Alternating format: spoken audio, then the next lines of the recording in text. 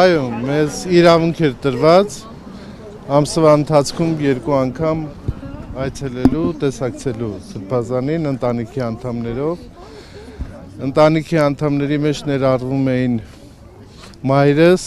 քույրս, ես եւ առաջի դատական նիստի ժամանակ արտոնվեց նաեւ քրոջս զավակներին տեսակցելու։ Երբ եթե հարց ուղեցիք Սրբազանին, ինչու հենց իրեն թիրախավորեցին ընտանիքի պատմությունը։ Որը 8 տարվա վաղեմության գործ է։ Դա Սրբազանին ուղղելու առումով դրամաբանական չէր, որովհետև այնքան բացահայտ էր, որ բոլորն էլ գիտեին եւ հասկանալի էր, որ Սրբազանի դիրքորոշումները հանուն հայ առաքելական եկեղեցու իրավունքների տրամաբանության ներքո էր։ Մեկուսանի կյանքում ինչ փոխեց, հանձուղել եք երբևիցե կամ փորձել եք հասկանալ այս ժամանակահատվածում ինչ-որ բան փոխել եք կյանքում։ Այդպիսի հարց մենք Սրբազանին չենք ուղղել, բայց մեր անձեն աչքով տեսանելի էր, որ Սրբազանին եւս մեկ անգամ հաստատել էր այն պատկերացումների, դիրքորոշումների մեջ, որ մինչ կալանքը Սրբազանը ուներ։ Իսկ նշվում, որ Արշակ Սրբազանը վեհապար հայրապետի ամենասիրելիներից, այսպես ասած, եւ շատ է նշվում, որ հենց թիրախավորվեց Արշակ Սրբազանը, որպեսզի վեհապար հայրապետին, այսպես ասած, խոցեն։ Դուք այս ամենում միտում տեսնում եք։ Ես չեմ կարող այդպիսի գնահատական տալ, որովհետեւ վեհապար հայրապետի համար սիրելի են բոլոր հոգեվորականները եւ մեր ժողովրդի բոլոր զավակները։ Եվ այս տրամաբանությամբ խոցելի են բոլոր նրանք, ովքեր հայ առաքելական եկեղեցու զավակներ են եւ ովքեր առաջի հերթին նաև դիրքորոշում են արտահայտում հասարակական կերպով, հանրային կերպով ի նպաստ հայ առաքելական Սուրբ եկեղեցու։ Տեր Հակոբյանի հետ կապված ինչ եք կարծում, հա, Սրբազանի դեմ հարուցված քրեական գործի նրա տևական կալանավորման հետ։ Ես կարող եմ ասել, չգիտեմ, ինչ իրավունքներ է տալիս։ Ես նախաքննությանը շատ ծանոթ չեմ, դա փակ ռեժիմով է տեղի ունեցել։ Իմ ունեցած տեղեկությունը հետևյալն է, որ նախաքննության մեջ ոչինչ չի փոխվել, ինչ որ առկա էր նախապես եւ այսպես իրավաբանների գնահատմամբ սա իրավաբանության տրամաբանությանը որևէ առումով չի ենթարկվում այդ տրամաբանության մեջ եւ իրենց գնահատմամբ սա ուղղակի абսուրդ չինցու, այսպես ասած, տարիներ հետո պատրվակ էր Սրբազանին կալանավորելու համար։ Սա, այո։ Դուք երևի լսել եք այն հոգևորականների կամ արդեն նախկին հոգևորականների հայտարարությունները, որ Արշակ arczepiskopos Խաչատրյանին վերագրվող ենթադրյալ վերագրվող տեսանյութը հենց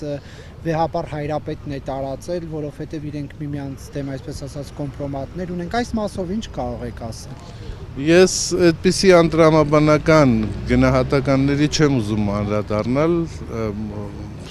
իսկ ինչ վերաբերում է հոգևորականներին, մեր հոգևորականները, եթե գործող հոգևորականներ են,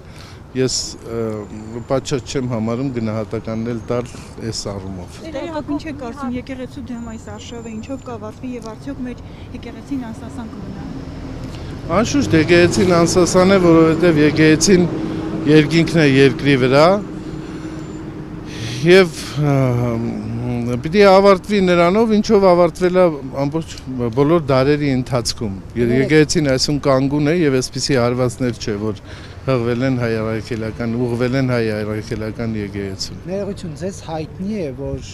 կուսակրոնության խախտման դեպքերի մասին տեղեկություններ ձեզ հայտնի է, թե ոչ։ Գիտեք ինչ կա, դա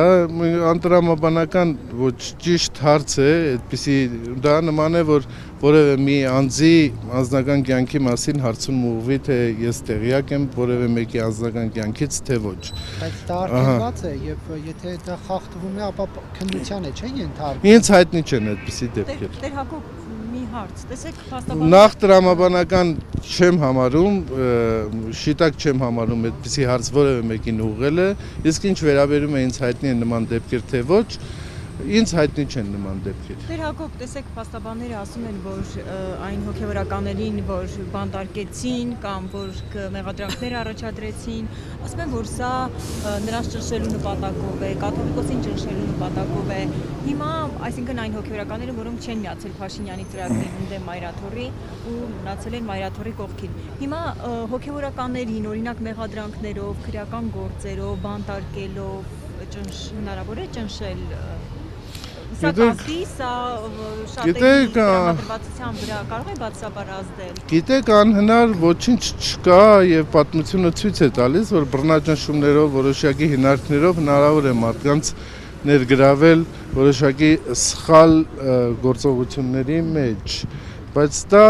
օրինակ որ վախենանում միանան Փաշինյանին այս գործերից։ Ուզում եմ ասել, դա ազդող, աշխատող գործիք է։ Ես չգիտեմ, միգուցե վիճակագրությանը պետք է անդրադառնալ եւ եզրակացություններ հանել, թե դրանք